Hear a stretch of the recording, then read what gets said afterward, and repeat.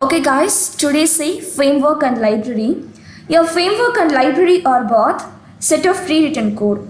The developers can use to build applications, but they have different roles and characteristics. And the main difference between a library and a framework in control and inversion of control. First we have to see library. Library is a control. When using a library, you control the program. Whenever you want functions and methods, you call the functions and method from the library, and use cases, and you decided when and how to use it functionalities. You call the functions and methods, or applications call the functions and methods from library.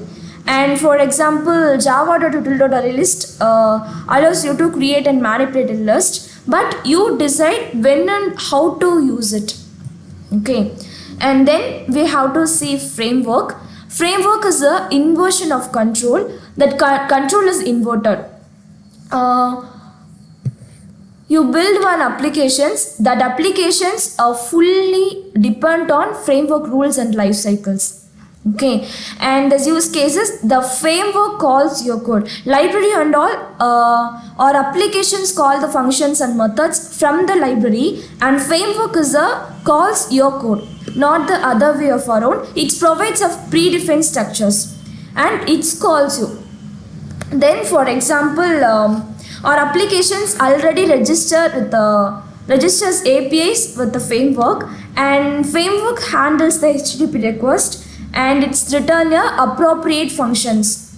Okay, and then we have to see Spring and Springboot, and Springboot and all are close related. First we have to see Spring. Spring is a framework for building Java applications. Whenever you're writing a large applications, you have need to handle many things.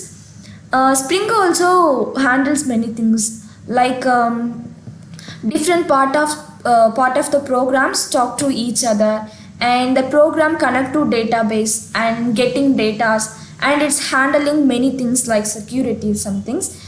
And one of its main feature is called dependency injections.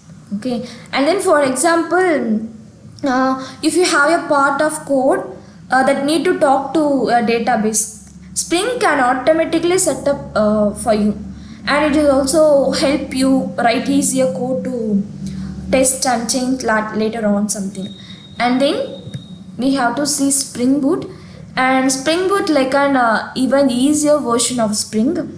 Imagine you're building on applications and you don't want to spend lot of time setting things and all servers and connection to database and configuring security something. Springboot take care of a lot of setups, and this is uses and all automatically configures. That automatically configures means instead of manually setting up everything, you can just focus on writing the actual code, and then it comes with an embedded server. This means you don't need to install and manage a separate server. You can run your web app like a normal programs. Okay, you don't need to install separate server. And Springboot gives you starter kits. That starter kits means that's used to connection to database or building websites, and the starter kits save you from having to choose all the right tools. Okay, Springboot does that for you. And thank you.